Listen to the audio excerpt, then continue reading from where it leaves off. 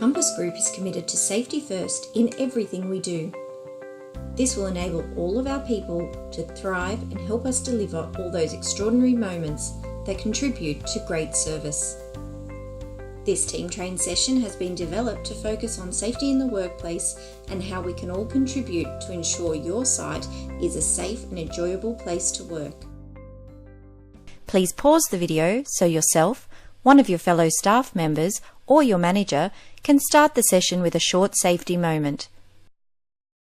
Safety in the workplace requires a commitment from employees no matter what their job or position is.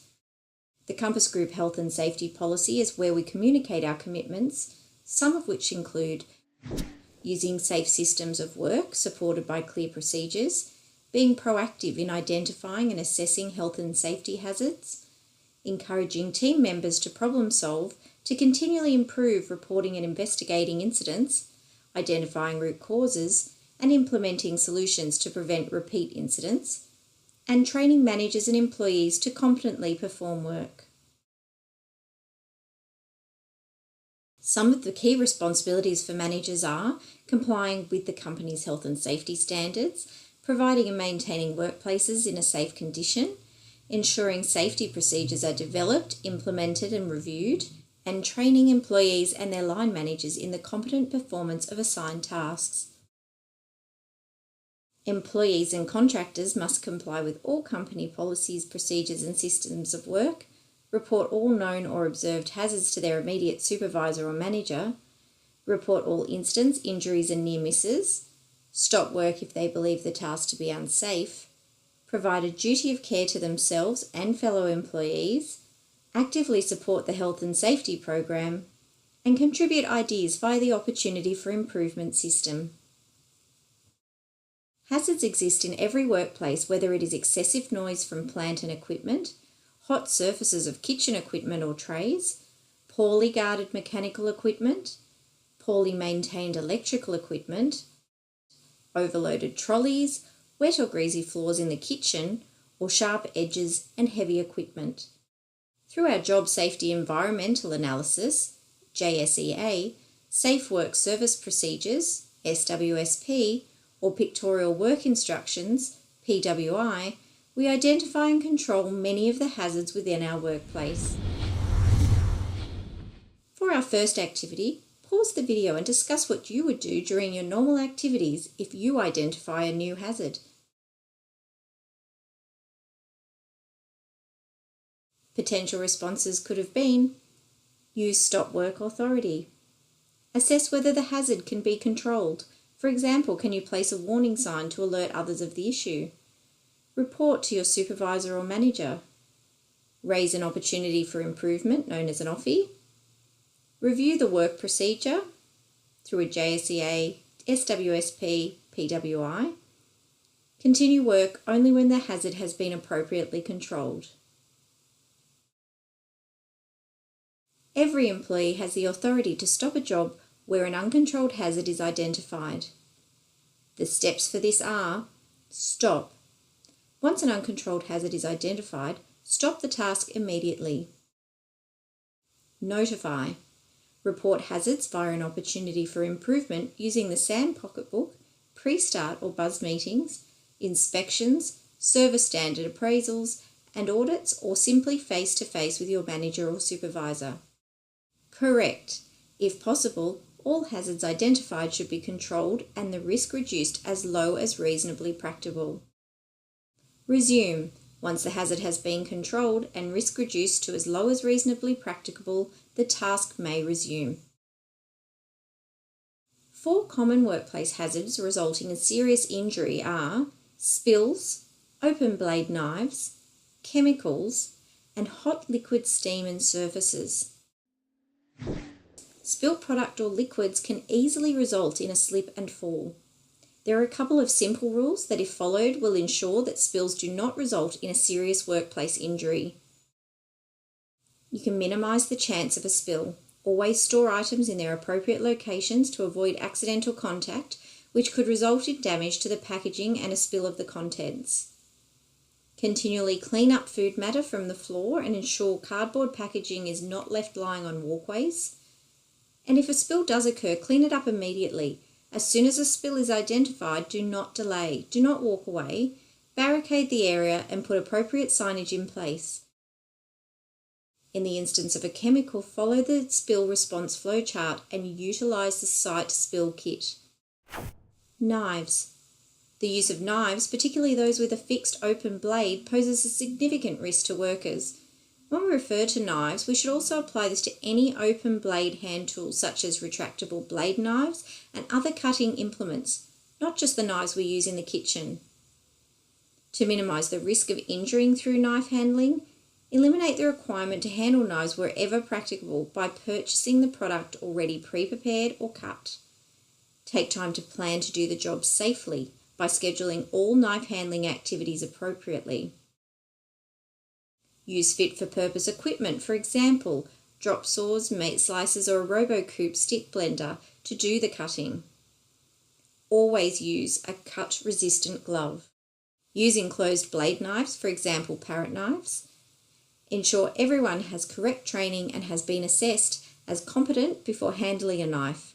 Anyone handling a knife must ensure they have watched the knife handling and care video to understand both technique and how to care for knives, as well as complete and sign a pictorial work instruction or a safe work service procedure.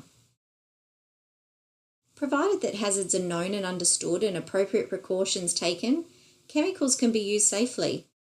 There are a few chemical safety essentials everyone should be aware of. Only use approved chemicals. All approved chemicals have been reviewed and assessed to ensure that they are the most suitable chemical for the task and are listed on the approved chemical register. If there is a need to use chemicals which are not on this register, then a non-approved chemical request form must be submitted by the manager for review and approval. MSDS, Material Safety Data Sheets, provide information required to allow the safe handling of chemicals and are the basis for the training of our people in the use of chemicals. The MSDS provides information on identification, product name, physical description and properties, uses, composition, health and hazard information, precautions for use, safe handling information, and PPE requirements. It is essential that you receive chemical training and instruction on the content of each MSDS with emphasis on the items that are most relevant to your workplace. Everyone should have ready access to MSDS sheets for chemicals used in the workplace and in all storage locations. PPE, Personal Protective Equipment. The wearing of PPE is a company and a non-negotiable and must be worn at all times when using chemicals. The MSDS sheet, along with the SWSP or PWI, advises on what protection is required to reduce the risk of chemical burns. Labelling of chemicals. We label chemicals to ensure that the contents of the container can be readily identified by product name and to draw the attention of an employee who is handling or using the chemical substance to the hazards involved. Chemicals are often decanted for use.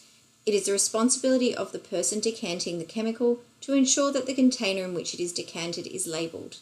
The label must clearly identify the product name, basic safety information, and the risk and safety phrases from the original label. Hot liquids, steam and hot surfaces. Hot liquids, which include water-based products and cooking oil, steam, and hot surfaces, can easily result in a serious burn if not controlled. To minimise the risk of injury from hot liquids, steam, and hot surfaces, use fit-for-purpose equipment and ensure the height of the equipment does not introduce a risk. For example, zip boilers are only used for filling urns or cups, and they are located in positions that minimise the risk of burns from splashes.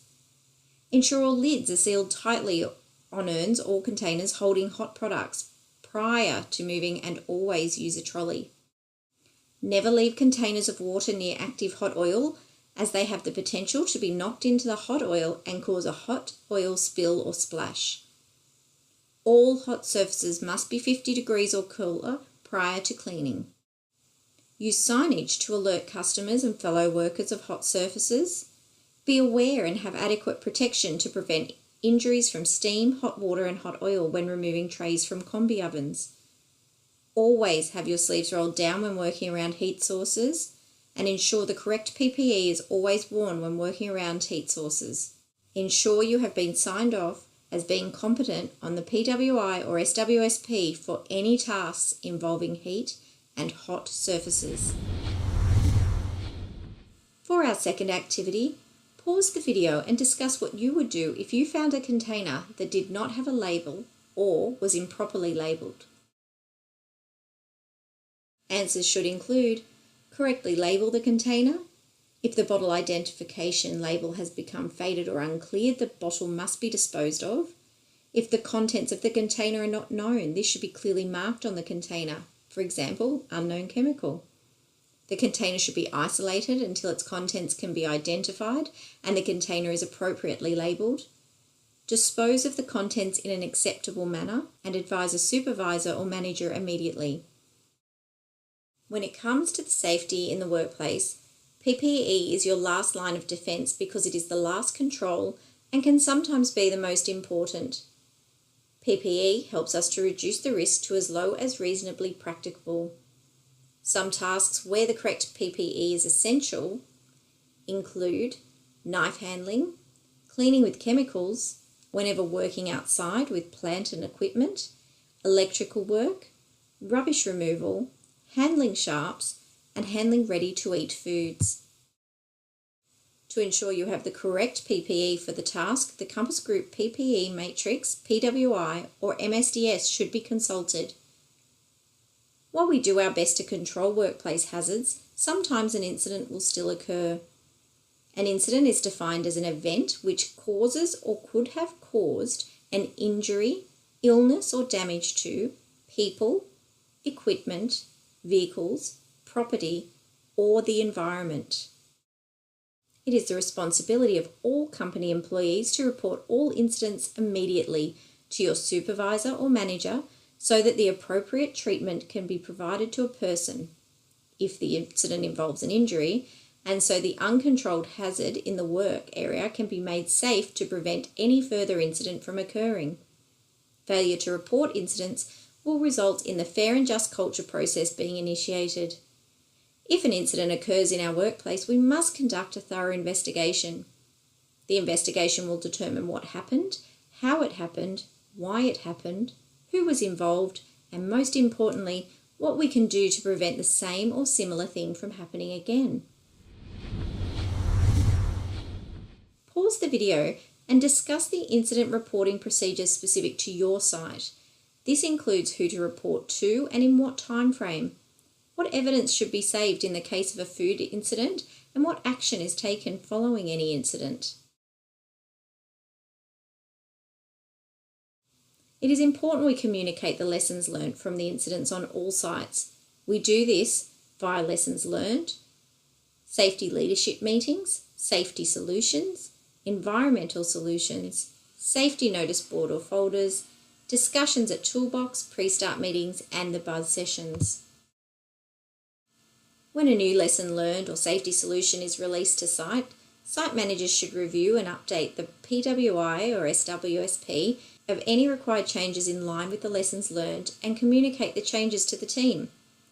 Appropriate training should be available to ensure everyone affected can perform the changes competently, and they should be displayed on the safety notice board or buzz folder for review and to determine how it relates to your site. Safety in the workplace is everyone's responsibility. We can strengthen our safety culture on site by following the rules and procedures and participating in the health and safety programs. At Compass Group, we want you to go home in the same, if not better, condition than when you started work. We can achieve this by putting safety first in everything we do. Please discuss your suggestions on how we can improve this with your manager. And managers, once reviewed, please record your actions on your Planning for Improvement form. If you have any questions relating to safety in the workplace, please feel free to discuss those with your co-workers or your manager. Thank you for your time and attention today.